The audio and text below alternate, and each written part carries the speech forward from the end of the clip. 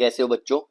तो ये third video है जेई फाउंडेशन की। जेई फाउंडेशन चैप्टर हमारा चल रहा है रियल नंबर्स, और आज का हमारा पहला टॉपिक है लॉज ऑफ रेडिकल्स।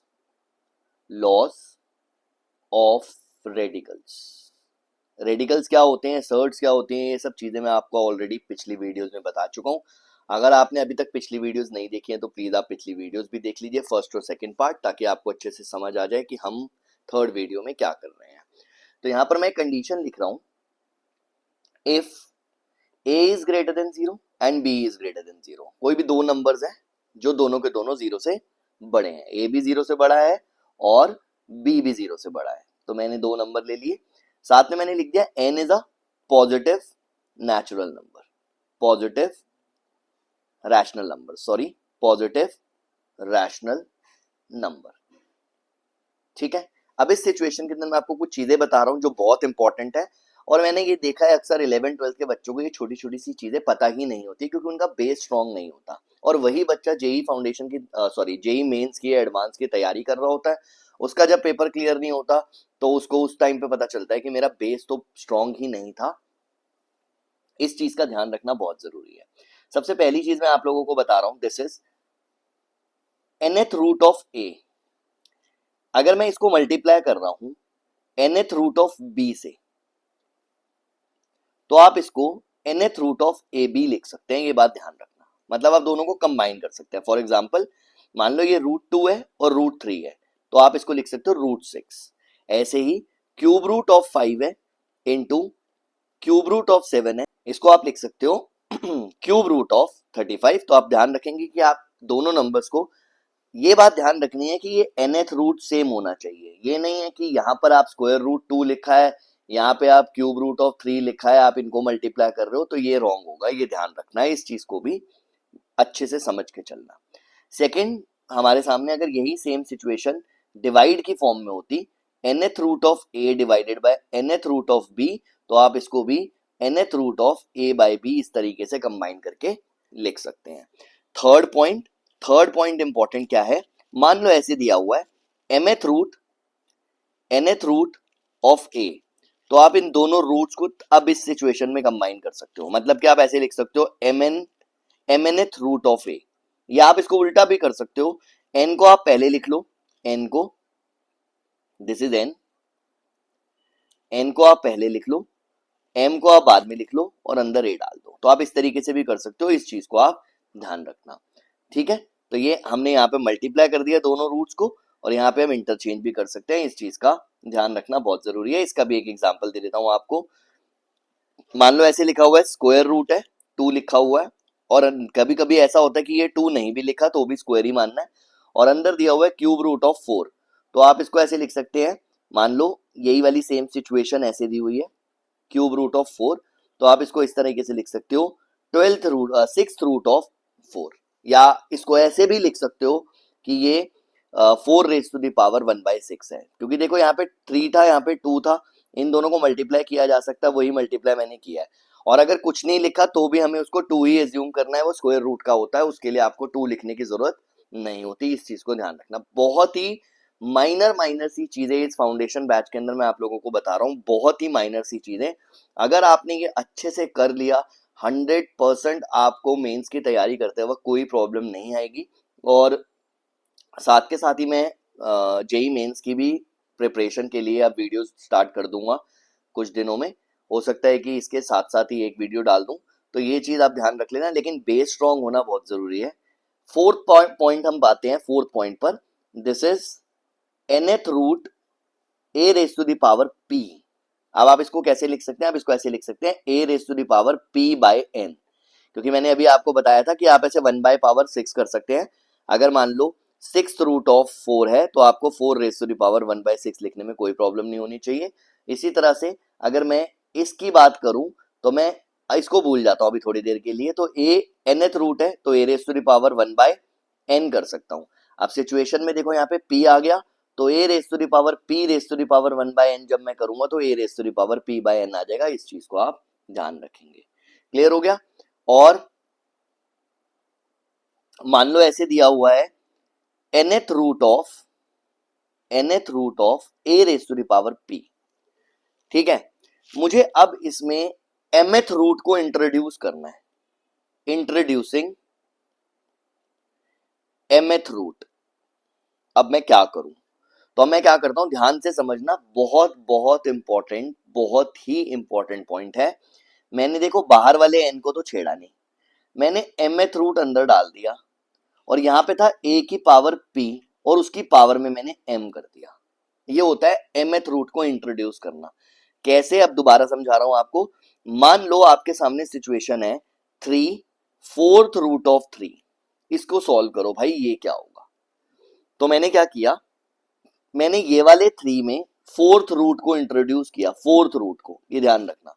कैसे इंट्रोड्यूस किया, पहले तो पावर कर दो और फिर रूट लगा दो, और साथ में फोर्थ रूट ऑफ 3 ऑलरेडी चल रहा था। अब देखो ये दोनों लाइक हो गए, इसका भी फोर्थ रूट है और इसका भी फोर्थ रूट है। तो मैंने अभी ऊपर वाली प्रॉपर्टी में बताया था कि आप इन दोनों नंबर्स को मल्टीप्लाई कर सकते हो। तो ये फोर्थ रूट ऑफ 3 की पावर 5 आ गया, यानी कि ये फोर्थ रूट ऑफ 243 आ गया। This will be the answer. देखो ये क्वेश्चन था, वैल्यू निकालनी थी और यहां से मैं यहां पर आया। नॉर्मली बच्चों को समझ ही नहीं आएगा कि ये हो क्या रहा है, इस क्वेश्चन में करना क्या है। तो यही प्रॉपर्टी है इंट्रोड्यूसिंग अ रूट। ध्यान रखना है, जो भी आपने रूट इंट्रोड्यूस करना है आप उसको पावर में लिख दो और वही रूट आप साथ में लगा दो, तो वो कैंसल आउट हो जाता है। मैं आपको अलग से भी बता देता हूँ, इस चीज को ध्यान से देख लेना, इस चीज को अलग से बता देता हूँ, ये वाले पार्ट को। ये एक्चुअली में ये a की पावर p ही है। अगर मैं a की पावर p की पावर m है और इस रूट को हटाता हूं दिस वन, तो ये हो जाएगा 1/m। तो यहाँ पे m से m कैंसिल होके a raise to the power p ही बचेगा फाइनली। तो मैंने इसी को मॉडिफाई करके mth root of a raise to the power p raise to the power m लिखा था, और कुछ भी लंबा चौड़ा काम नहीं किया है। क्लियर हो गया? नेक्स्ट पर आते हैं, नेक्स्ट टॉपिक ये है लॉज ऑफ रेडिकल्स, जो मैंने आपको 4 लिखवाए हैं। इन चीज को ध्यान रखना, इसकी एप्लीकेशन जो है लॉज ऑफ रेडिकल्स के, वो बहुत ही सिंपल है। मैं आपको लिख के बता देता हूं ताकि आपको याद हो जाए, आप इसको नोट्स बना लेना। पहला पॉइंट हमारा याद रख लेना इस चीज का क्या है। फर्स्ट पॉइंट हमारा है convert the multiple of a surd into a unit surd. और जिनको नहीं पता यूनिट सर्ड क्या होता है, वो प्लीज लास्ट वीडियो एक बार दोबारा से देख लें। और अगर आप लोगों को पता है तो बहुत ही अच्छी बात है, ये पता होना बहुत जरूरी है कि यूनिट सर्ड क्या होती है। क्लियर हो गया? इसके बाद हम आगे आते हैं सेकंड वाले पॉइंट पर। कन्वर्ट कर दी हमने यूनिट सर्ड के अंदर। सेकंड नंबर पे हमारे पास क्या है, सेकंड नंबर पे convert certain unit surds into multiples of other unit surds. और थर्ड पॉइंट हमारा है express shirts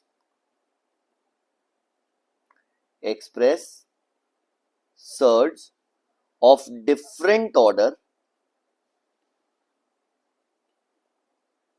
as surds of same order. जैसा मैंने अभी लास्ट एग्जांपल में भी कराया था कि अगर आपके पास 5 लिखा हुआ है और साथ में आपके पास स्क्वायर रूट ऑफ 4 है मान लो, या स्क्वायर रूट ऑफ 3 है, तो आपने क्या किया, इसको भी स्क्वायर रूट में कन्वर्ट करा। कैसे? 5 रेज़ टू द पावर 2 करा और स्क्वायर रूट कर दिया, बात सेम ही है। इनटू यहाँ पे आपका 3 आ गया। अब आप स्क्वायर रूट में 25 इंटू 3 लिख सकते हैं, which is square root of 75। या आपने इसको एक्सप्रेस करके दिखा दिया। इस चीज को ध्यान रखना कि मैंने सॉल्व करा है। तो क्वेश्चन पेपर में ऐसा नहीं आता, लेकिन किसी भी क्वेश्चन में कहीं पर भी कैसी भी सिचुएशन आ सकती है, तो उसको टैकल करने के लिए बेसिक चीजों का पता होना बहुत जरूरी है। नेक्स्ट टॉपिक पर आते हैं। नेक्स्ट टॉपिक हमारा है order of a surd. Order of a surd, this is very very important again. अभी मैंने आप लोगों को बताया कि अगर मान लो जैसे मैंने लिखा nth रूट ऑफ a, तो ये यहां पर n जो होता है उसे हम ऑर्डर बोलते हैं, ये ध्यान रखना। तो अगर मान लो ऐसे लिखा रूट 2, तो ये 2 ऑर्डर हो गया।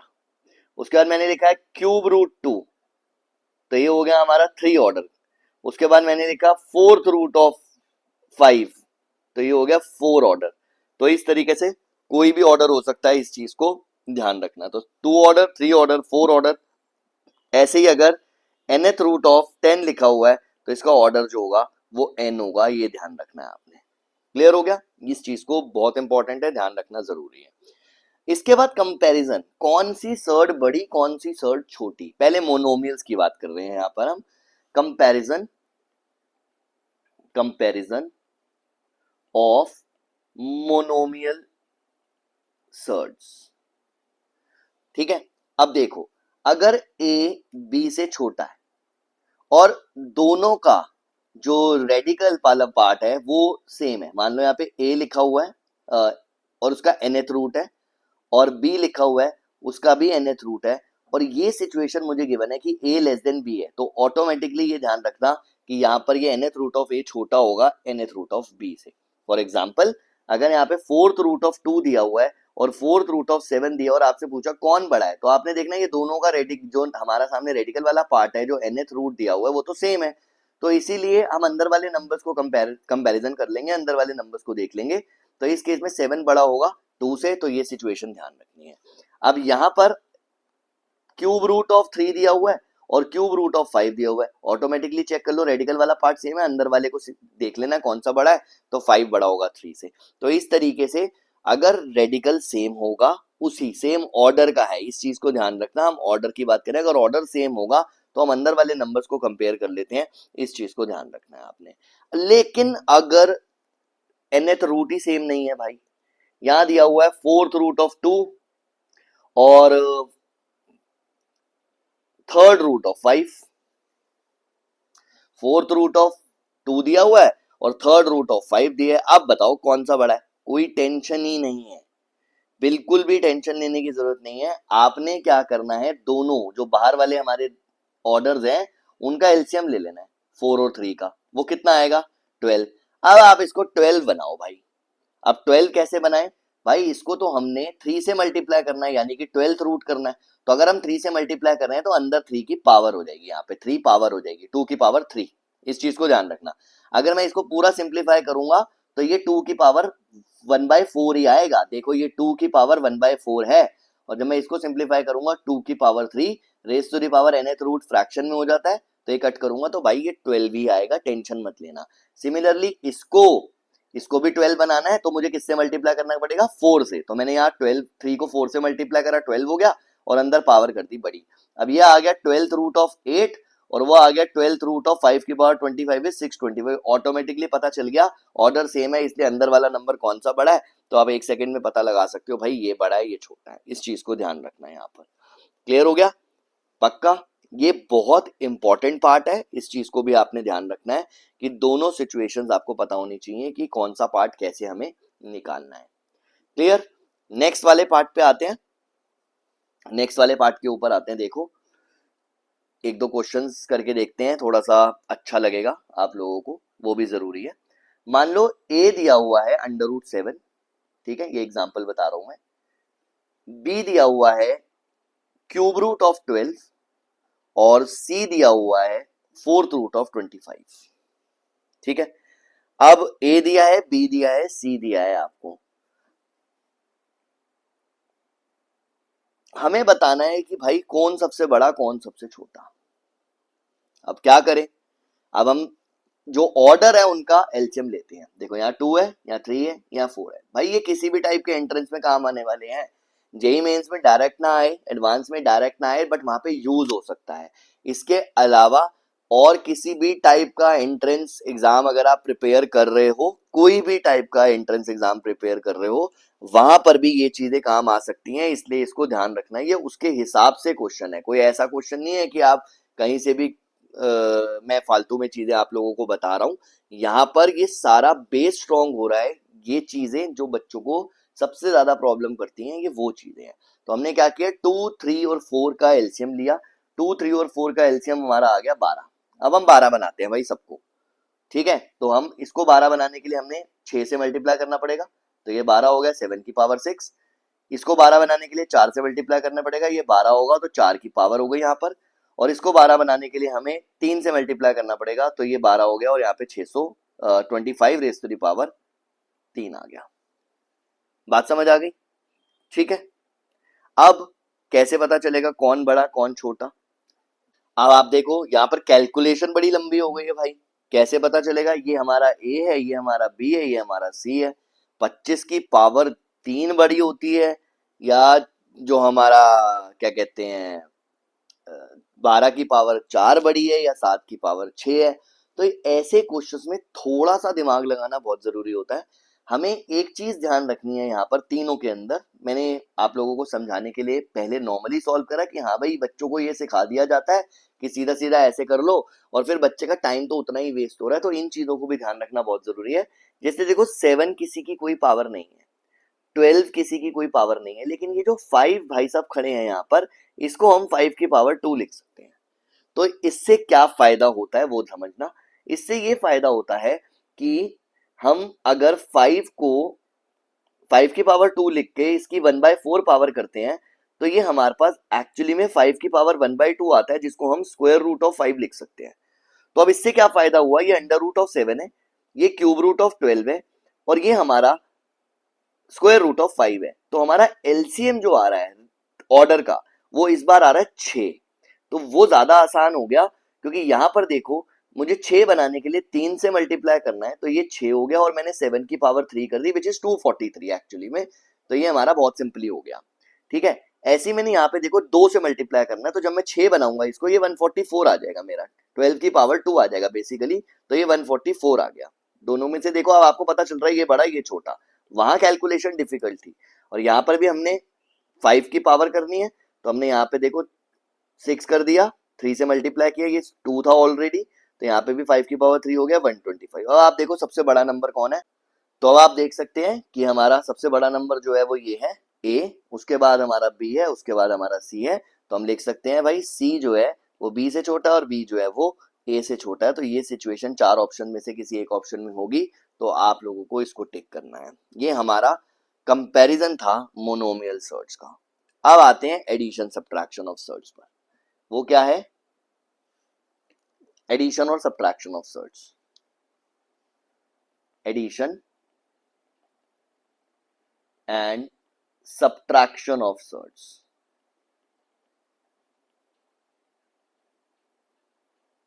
एडिशन और सब्ट्रैक्शन ऑफ सर्च। अब देखो कुछ भी नहीं है, बहुत सिंपल है। मान लो ऐसे लिखा हुआ है A under root C, plus कर रहे हैं या माइनस कर रहे हैं, बी अंडर रूट सी।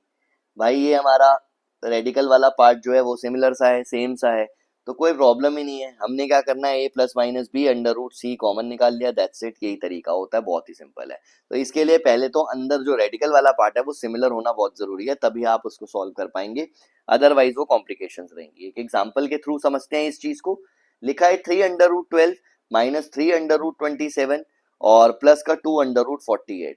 तो आप फटाफट से कैलकुलेशंस को थोड़ा सा स्ट्रॉन्ग करने के लिए, अब आप देखिए इसको 3, इसको लिख सकते हैं 4 इंटू 3, माइनस 3 इसको लिख सकते हैं 3 का स्क्वायर इंटू 3, प्लस 2 इसको लिख सकते हैं 4 का स्क्वायर इंटू 3। देखो सब में 3 आ रहा है। अब समझना मेरी बात को, ये 4 है, स्क्वायर रूट है, बाहर आएगा तो 2 हो जाएगा, तो 6 रूट 3 हो गया। माइनस ये 3 है, स्क्वायर बाहर आएगा, तो यहाँ पे हो जाएगा 3 3 जा 9 अंडर रूट 3 हो गया। ये 4 का स्क्वायर है, बाहर आएगा 4, 4 2 जा 8 अंडर रूट 3 आएगा। इन दोनों को ऐड किया 14, 14 में से 9 गए 5, तो आ गया 5 रूट 3। ये हमारा आंसर है, दैट्स इट। बहुत ही आराम से जल्दी से हो जाएगा, इतनी टेंशन मत लेना। क्लियर हो गया? एडिशन सब्ट्रैक्शन में कुछ नहीं होता। जो रेडिकल वाला पार्ट है वो लाइक टर्म्स होनी चाहिए, अगर वो अनलाइक है तो आप उसको ऐड नहीं कर सकते। यानी कि 3 रूट 5 है और 2 रूट 7 है, आप सोचो इसको ऐड करना है तो नॉट पॉसिबल, ये ध्यान रख लेना। क्लियर? अगर वो लाइक टर्म्स नहीं है, और लाइक टर्म्स बन सकती हैं, जैसे इस क्वेश्चन में ये लाइक टर्म्स नहीं थी लेकिन लाइक टर्म्स बन सकती हैं, तो मैंने उसको बनाकर सॉल्व किया है, लेकिन यहाँ पे कोई पॉसिबिलिटी नहीं है, तो इसलिए इसको हम ऐसे ही रखेंगे, ये ऐड नहीं होगा, ध्यान रखना बहुत जरूरी है। नेक्स्ट पार्ट पे आते हैं, multiplication and division of search. Multiplication and division of search. Division of search. ठीक है, multiplication and division of surds. अब मान लो वो मैंने आपको पहले भी बताया था, nth रूट ऑफ x है और nth रूट ऑफ y है, तो मैंने आपको पहले ही बताया था आप nth root of X Y लिख सकते हैं। ये मैंने आपको लॉज ऑफ रेडिकल्स में बताया था, इसको आप कंबाइन करके लिख सकते हैं, ध्यान रखना है इस चीज को। फॉर एग्जाम्पल अंडर रूट 15 और अंडर रूट 35 है, तो आप इसको कैसे सॉल्व करेंगे? आप पहले लिख लेंगे अंडर रूट 15 इंटू 35, और इसको सॉल्व करेंगे 5 इंटू 3 इंटू 5 इंटू 7, सबसे ईजी वे होता है ब्रेक करना, ये 5 बाहर आ जाएगा, अंडर रूट 21 बचेगा, ये मेरा फाइनल आंसर होगा। That's it. क्लियर हो गया? इस चीज को ध्यान रखना। मान लो ऐसे लिखा हुआ है cube root of 3 into fourth root of 2, ये मैंने आपको बताया था कि हमने क्या करना है, सेम करना है। इन दोनों का एलसीएम क्या आएगा हमारा, 12 इसका एलसीएम आएगा, तो ये हो जाएगा 3 की पावर 3 इंटू 4, मैंने 4 से मल्टीप्लाई कर दिया और यहाँ 3 की पावर 4 कर दिया, इंटू यहाँ पे 4 है, इसको 3 से मल्टीप्लाई कर दिया और 3 से मल्टीप्लाई करो तो यहाँ पे पावर बढ़ा दी, तो ये 12th रूट ऑफ 3 की पावर 4 आ गया और ये हमारा 12th रूट ऑफ 2 की पावर 3 आ गया। तो जब हम इसको सॉल्व करेंगे तो ये 12th रूट ऑफ 3 की पावर 4 इंटू 2 की पावर 3 आ जाएगा। इस चीज को ध्यान रखना। इसको सॉल्व करेंगे तो ये 12th रूट ऑफ 81 इंटू 8 आ जाएगा, which is 12th root of 648, ये मेरा फाइनल आंसर होगा। रेडिकल्स का सर्ड्स का मल्टीप्लीकेशन इस तरीके से करते हैं। ध्यान रखना ये सारे मैं लॉज ऑफ रेडिकल्स ही यूज कर रहा हूँ। इसके बाद आते हैं मल्टीप्लीकेशन के बाद डिवीजन पर। मान लो ऐसे लिखा हुआ है 2 अंडर रूट 3 को डिवाइड करना है 3 अंडर रूट 27 से, तो कोई बात नहीं, 2 under root 3 divided by 3 under root 27 कर दिया, सेम कर दो। इसको मैंने लिखा 3 की power 2 into 3, 2 under root 3 divided by 3 into 3 root 3 से रूट 3 कट गया, तो ये 2/9 आ गया, ये हमारा आंसर है। आप बहुत आराम से जल्दी से कर सकते हो, कोई प्रॉब्लम नहीं है। आपको समझा रहा हूँ इसलिए थोड़ा सा टाइम लग रहा है, अदरवाइज ये बहुत जल्दी जल्दी हो जाएगा जब आपको प्रैक्टिस हो जाएगी। मान लो ऐसे लिखा हुआ है 6 रूट ऑफ 5, इसको डिवाइड करना है क्यूब रूट ऑफ 10 से, तो कोई प्रॉब्लम नहीं है। आप एक काम कर सकते हो, दो ऑप्शन है आपके पास। अब एलसीएम देखो दोनों का 6 आ रहा है, तो आपने क्या किया, नीचे वाले को 6 बना लिया, तो 6 अंडर रूट 5, ये आ गया 6 और ये 10 की पावर 2 हो गया, तो आपने कंबाइन कर दिया 6 रूट ऑफ 5/100, तो ये आ गया 6 रूट ऑफ 1/20, ये हमारा आंसर है। That's it. क्लियर हो गया? इस चीज को ध्यान रख लेना। नेक्स्ट हमारा बहुत इंपॉर्टेंट कॉन्सेप्ट है, वो है रैशनलाइजिंग फैक्टर। रैशनलाइजिंग फैक्टर निकालना, ये ध्यान रखना। ठीक है, रैशनलाइजिंग फैक्टर जिसको हम आर एफ से डिनोट करेंगे, ये ध्यान रखना। मैंने क्या लिखा, if the product of two surds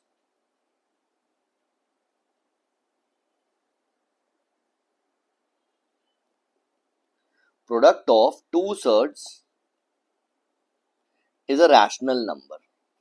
बहुत इंपॉर्टेंट पॉइंट है, ध्यान से समझना। If product of two surds is a rational number, साथ में एग्जांपल बता रहा हूँ, √2 इंटू 2 √2, तो √2 इंटू √2 करेंगे तो 2 हो जाएगा, इंटू 2 करेंगे तो 4 हो जाएगा, ये रैशनल नंबर बन गया। समझ आ गई बात? Rational number. तो मैंने लिखा if product of two surds is a rational number, then each of the two surds is a rationalising factor of the other. कितना सिंपल सा कॉन्सेप्ट है। एक और एग्जांपल लेते हैं। मान लो ऐसे लिखा हुआ √2 प्लस √3 प्लस √2, और दूसरा दिया हुआ √3 माइनस √2। अब आप खुद देखो, जब आप इन दोनों को मल्टीप्लाई करोगे तो a² माइनस b² लगेगा, विच इज 3 माइनस 2, वो आ गया 1। अब ये 1 जो है वो रैशनल नंबर आ रहा है। अगर ये रैशनल नंबर आ रहा है तो इसका मतलब क्या हो गया, ये इसका रैशनलाइजिंग फैक्टर हो गया और ये इसका रैशनलाइजिंग फैक्टर हो गया। आप लोगों को रैशनलाइजेशन 9th क्लास में तो कराई जाती है, लेकिन हम जो बोला जाता है डिनोमिनेटर में जो साइन है उससे कोई ऑपोजिट वाले साइन से मल्टीप्लाई कर दो। फॉर एग्जांपल अगर आप 9th क्लास आपने करा हुआ हो तो ये देखो √3, इसको रैशनलाइज करो तो ये आपने ऐसे रटवा दिया आपको कि माइनस में है, प्लस से मल्टीप्लाई डिवाइड कर दो। एक्चुअली में हम इसको रैशनल नंबर बना रहे हैं, यानी कि हम उसके रैशनलाइजिंग फैक्टर से मल्टीप्लाई कर रहे हैं। ये ध्यान रखना बहुत जरूरी है। तो इसीलिए मैं आप लोगों को बता रहा हूँ रैशनलाइजिंग फैक्टर होता क्या है, तो ये चीज ध्यान रखनी बहुत बहुत जरूरी है। क्लियर हो गया? अब मान लो मैंने आपको ऐसे क्वेश्चन दिया, सिंपल सा क्वेश्चन दे रहा हूं, मैंने लिखा 4th रूट ऑफ 216। भाई इसका सिंपलेस्ट रैशनल फैक्टर क्या होगा बताओ, सिंपलेस्ट रैशनल फैक्टर। मैंने बोला इसका सिंपलेस्ट रैशनल फैक्टर बताओ। सिंपल सी चीज आप ध्यान रखना। पहली बात तो ये है कि भाई स्क्वायर्स कम से कम 30 तक, क्यूब्स कम से कम 30 तक, टेबल्स कम से कम 30 तक, ये तो भाई टिप्स पे होने चाहिए। आप जेई का पेपर देने जा रहे हो, कोई मजाक नहीं है। सबसे टफेस्ट पेपर होगा, आगे जाके आप लोगों को खुद पता चल जाएगा कि भाई मैं किस जंगल में घुस गया हूँ। तो इसीलिए इस चीज को ध्यान रखना है कि भाई ये छोटी छोटी चीजें ना याद होनी चाहिए। कोई आप अबैकस सीख के नहीं गए हो वहां पर कि हाँ भाई हाथ हूथ हिला के फटाफट से आपने कैलकुलेशंस कर ली, यहाँ पे आपको टिप्स पे होनी चाहिए चीजें। तो इसी का फायदा उठाते हुए देखो जरा, 216 जो है वो 6 की पावर 3 होता है। तो मैंने क्या करा, इसको लिखा 6 की पावर 3 और फोर्थ रूट है, तो मैंने लिख दिया 6 की पावर 3/4। अब भाई मुझे क्या करना है, मुझे देखना है कि भाई यहाँ 1 होना चाहिए, तभी तो ये रैशनलाइज हो जाएगा, क्योंकि 1 6 की पावर 1 6 ये रैशनलाइज। तो मैंने 1 में से 3/4 को माइनस कर दिया, 1/4 आ गया। तो इसका मतलब मुझे 1/4 की और जरूरत है ऐड करने की एक तरीके से। तो 6 की पावर 3/4 ऐड इसलिए क्योंकि मैं मल्टीप्लाई करता हूँ रैशनलाइजिंग फैक्टर को, तो जब मैं इन दोनों को मल्टीप्लाई करूंगा तो पावर्स ऐड हो जाएंगी और यहाँ पे मेरा 1 आ जाएगा 6 की पावर 1, तो ये मेरा 6 बन जाएगा विच इज रैशनल नंबर। तो मेरा यहाँ पर क्या हो गया, 6 की पावर 1/4 से मल्टीप्लाई करना पड़ेगा मुझे इसको। तो ये हमारा सिंपलेस्ट रैशनलाइजिंग फैक्टर आ जाएगा इस सिचुएशन के अंदर। तो मैं दोबारा से बता रहा हूँ, सबसे पहले मेरे पास क्वेश्चन था, सबसे पहले मेरे पास क्वेश्चन था 216 का फोर्थ रूट है। 216 होता है 6 की पावर 3, तो ये 6 की पावर 3 फोर्थ रूट हो गया जिसको मैं 1 बाय पावर में ले गया, तो ये 6 की पावर 3/4 हो गया। अब मैंने 1 बनानी है पावर, तो मैंने 1 में से 3/4 को साइड पे सब्ट्रैक्ट कर लिया, वो तो ओरली भी हो सकता है, विच इज 1/4। दैट मीन मुझे 6 की पावर 1/4 से मल्टीप्लाई करना पड़ेगा उसको रैशनल नंबर बनाने के लिए। तो ये मेरा रैशनलाइजिंग फैक्टर आ जाएगा सिंपलेस्ट। एक और क्वेश्चन देखते हैं, थोड़ा सा और अच्छे से समझ आ जाएगा। मैंने लिखा फिफ्थ रूट ऑफ 16, तो मैं इसको लिख सकता हूं 2 की power 4 raise to the power 1/5, यानी कि 2 की पावर 4/5। अब आप खुद देख लो ओरली 1 माइनस 4/5 अगर आप करोगे तो ये 1/5 आएगा, इसका मतलब इसको 1/5 से मल्टीप्लाई करना पड़ेगा, तो ये मेरा रैशनलाइजिंग फैक्टर होगा। दैट्स इट, क्लियर हो गया। फिफ्थ रूट ऑफ 2 या 2 की पावर 1/5 दोनों लिख सकते हो, तो ये मेरा रैशनलाइजिंग फैक्टर होगा। This is very very important, ये ध्यान रखना है। क्लियर। अब ऐसे ही आपको रैशनलाइज करने के लिए मिल सकता है क्वेश्चंस में, जैसे आपको लिखा है 2√14, भाई इसके डिनोमिनेटर को रैशनल बनाओ। तो आपने क्या किया, √14 से मल्टीप्लाई कर दिया। ये तो बहुत ही ईजी है, पहले से करते हुए आ रहे हो। तो नीचे 14 हो गया, काट दिया 7, तो ये देख लो रैशनल बन गया। अब मान लो ऐसे लिखा हुआ है 2 into cube root of 3 divided by cube root of 25। अब भाई यहाँ पे देखो, जिस बच्चे ने रट्टा मारा हुआ होगा कि √14 है, तो भाई √14 से ऊपर नीचे मल्टीप्लाई कर दो, वो यहाँ पे भी यही गलती करेगा। वो क्या गलती करेगा यहाँ पर, वो बोलेगा भाई क्यूब रूट ऑफ 25 से ऊपर नीचे मल्टीप्लाई कर दो, रैशनलाइज हो गया ना भाई ना। यहाँ पे स्क्वायर रूट था, वहां पे क्यूब रूट है। रैशनलाइजिंग फैक्टर से मल्टीप्लाई करना होता है, इस चीज को ध्यान रखना बहुत बहुत जरूरी है, वरना आपका क्वेश्चन 100% गलत होगा। ये बहुत ही बेसिक सी चीज थी। मेरे सामने लिखा हुआ है 2 cube root of 3 divided by 3 cube root of 25। तो मैंने देखा ये जो क्यूब रूट ऑफ 25 है उसको मैं 5 की पावर 2/3 लिख सकता हूं। अगर मैं 1 में से माइनस करता हूं 2/3 को, तो 1/3 बचेगा, यानी कि 5 की पावर 1/3 और क्यूब रूट ऑफ 5, ये मेरा रैशनलाइजिंग फैक्टर है। मुझे क्यूब रूट ऑफ 5 से मल्टीप्लाई करना है ऊपर नीचे, ये क्यूब रूट ऑफ 5 से मल्टीप्लाई करना है। तो ऊपर देखो क्या आ जाएगा, 2 into cube root of 15 divided by, और नीचे देखो क्या आ जाएगा हमारा यहाँ पर क्यूब रूट ऑफ 125, और इसको हम 5 लिख सकते हैं। तो ये आ गया 2 into cube root of 15 divided by 5, ये मेरा डिनोमिनेटर रैशनलाइज हो गया। अब समझ रहे हो कितना इंपॉर्टेंट था रैशनलाइजिंग फैक्टर। तो ये बहुत बहुत इंपॉर्टेंट पार्ट था रैशनलाइजिंग फैक्टर, और उसी से हम रैशनलाइज करना सीखे डिनोमिनेटर को। एक बात और नोट कर लेना, डिनोमिनेटर रैशनलाइज जरूरी नहीं होता कि डिनोमिनेटर को ही करना है, हम अपनी कन्वीनियंस के हिसाब से करते हैं, इसलिए न्यूमरेटर को भी कभी कभी रैशनलाइज करने की जरूरत पड़ सकती है। ये आपको आगे जाके 11th-12th में सीखने को मिलेगा। ठीक है। अगर यहाँ पर मोनोमियल सर्ड्स के अलावा कुछ मिक्स सर्ड्स आ जाएं तो उसको कैसे रैशनलाइज करते हैं, देखो ध्यान से।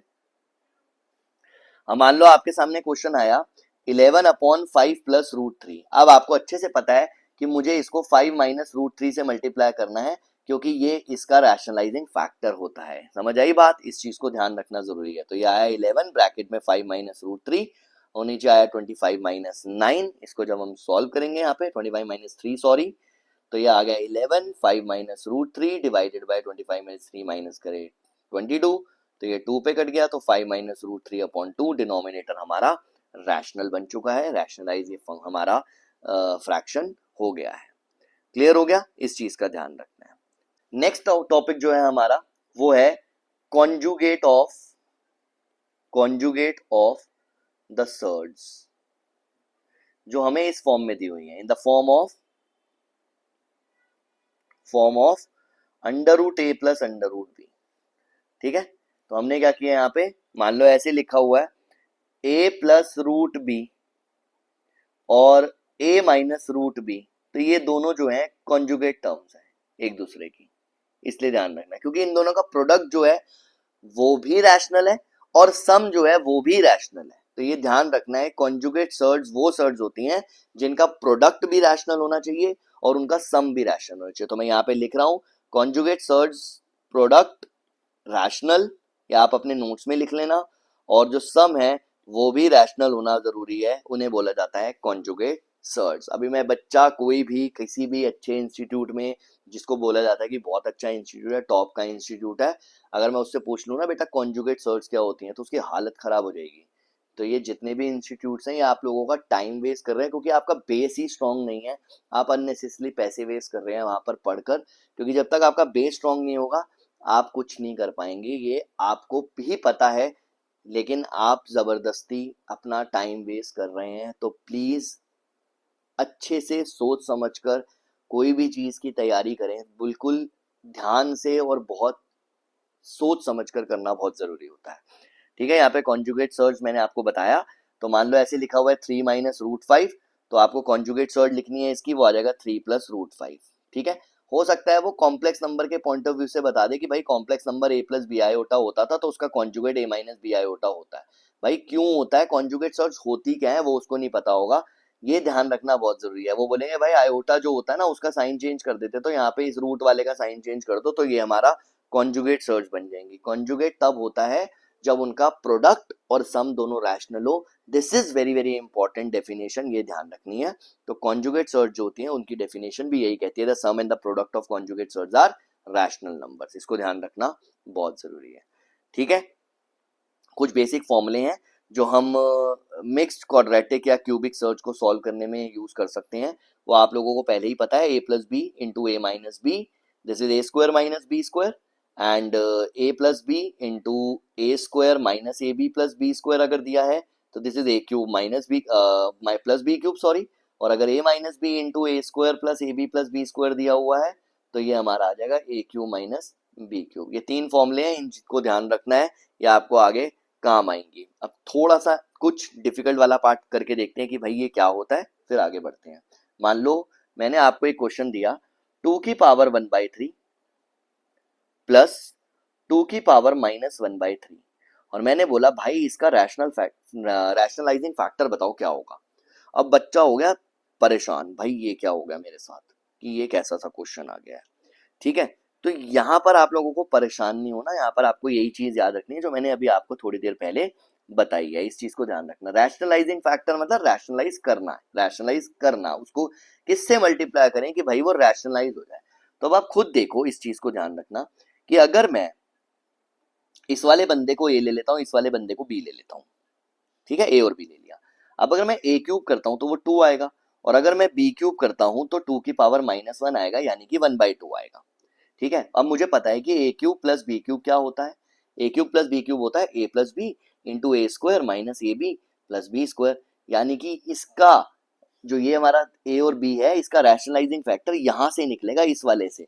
तो मैंने फटाफट से कर दिया, ए क्या लिया था मैंने 1/3, स्क्वायर करना है, देखो ए की पावर 2 है, ए मैंने लिया था 2 की पावर 1/3 को, उसका स्क्वायर करूंगा तो ए की पावर 2/3 आएगा।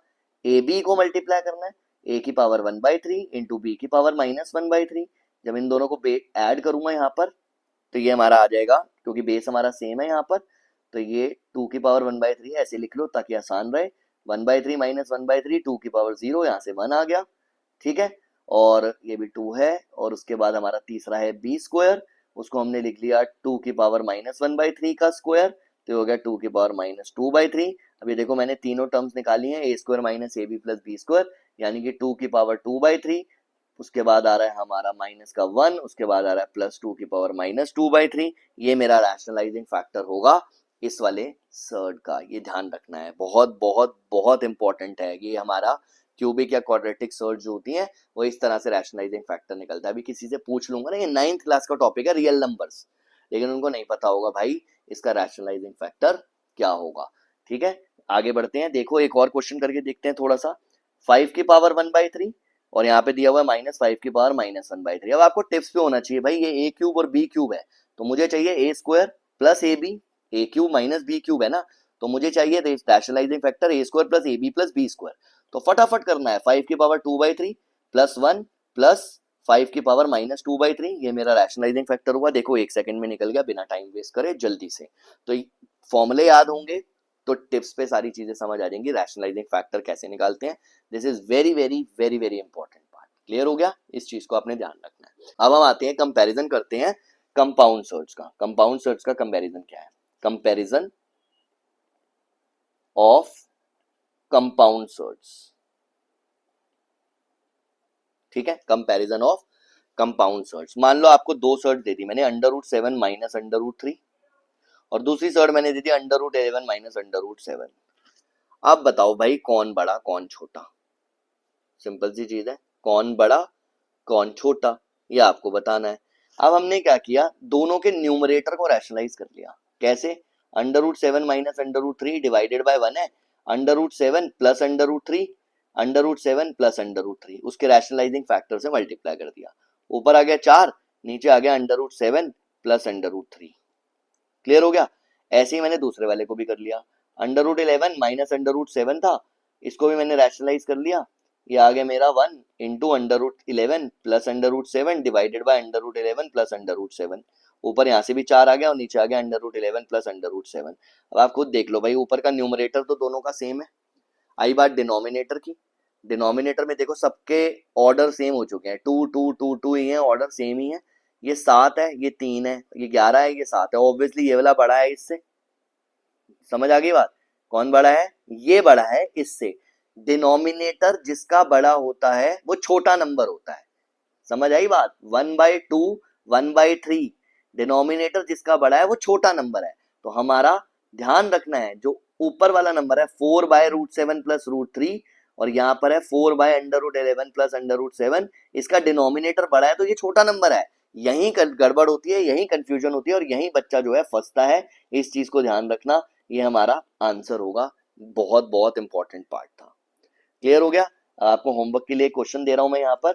ए दिया हुआ है √11 माइनस √10, बी दिया हुआ है √12 माइनस √11, और सी दिया हुआ है √13 माइनस √12, और आपको बताना है कौन बड़ा है और कौन छोटा है, कौन सबसे बड़ा है और कौन सबसे छोटा है। इस चीज को आपने मुझे बताना है। क्लियर हो गया? ठीक है, इस चीज को ध्यान रखना है। नेक्स्ट पर आते हैं। देखो रैशनलाइज मैंने पहले ही बोला था, डिनोमिनेटर भी हो सकता है, न्यूमरेटर भी हो सकता है, तो इस चीज का ध्यान रखना है। कॉन्सेप्ट सेम होता है तो ज्यादा परेशान होने की जरूरत नहीं है। इस चीज को ध्यान रखना है कि आप किसी को भी रैशनलाइज कर सकते हो, इधर आप न्यूमरेटर को कर लो, इधर आप डिनोमिनेटर को कर लो, उससे कोई फर्क नहीं पड़ता, जैसा भी क्वेश्चन हो। 9th क्लास के कुछ सीबीएसई के क्वेश्चन है, जैसे लिखा हुआ है, मान लो 3 प्लस √5 डिवाइडेड बाई 3 माइनस √5, और आपको इज इक्वल टू दिया हुआ है a plus B √5। Normally solve करा रहा हूँ, आपने फटाफट से रैशनलाइज करना है। 3 प्लस √5 डिवाइडेड बाई 3 माइनस √5, इसको हमने 3 प्लस √5 से ऊपर नीचे मल्टीप्लाई कर दिया, यानी कि रैशनलाइज फैक्टर से मल्टीप्लाई कर दिया, रैशनलाइजिंग फैक्टर से। ऊपर आपका a प्लस बी का स्क्वायर लगेगा, तो a plus B A square plus B square plus 2ab है तो 6√5 आ जाएगा यहाँ पर, और नीचे आ जाएगा 9 minus 5 is equal to a plus B √5। यहाँ से आपको मिल गया 14 plus 6√5 divided by 4 is equal to a plus B √5। यहाँ से 14/4 आ गया, यहाँ से 6/4 आ गया, √5 is equal to a plus B √5। से कंपेयर कर लो, कंपेयर करने पर आपको a की वैल्यू मिल जाएगी 7/2 और b की वैल्यू मिल जाएगी 3/2। मैंने ज्यादा टाइम वेस्ट ना करते हुए जल्दी से इस चीज को बता दिया है। आर डी शर्मा उठा लेना, उसके अंदर बहुत सारे क्वेश्चन हैं, प्रैक्टिस कर लेना। कोई डाउट होगा तो कमेंट में पूछ लेना। फाउंडेशन के हिसाब से जो बेसिक बेसिक चीजें थी वो मैंने आपको सारी बता दी हैं यहाँ पर, कैसे सॉल्व करना है। This is very very important part. Last and most important topic again इस चैप्टर का रियल नंबर्स, क्लास 9th का ही टॉपिक है ये। 9th और 10th को हम मर्ज कर रहे हैं यहाँ पर, क्योंकि बेस स्ट्रॉन्ग होगा तभी हमें 10th वाले कॉन्सेप्ट समझ आएंगे। तो ये रियल नंबर्स एक्चुअली में 9th क्लास की सीबीएसई के अंदर चैप्टर जो है वो नंबर सिस्टम के नाम से है।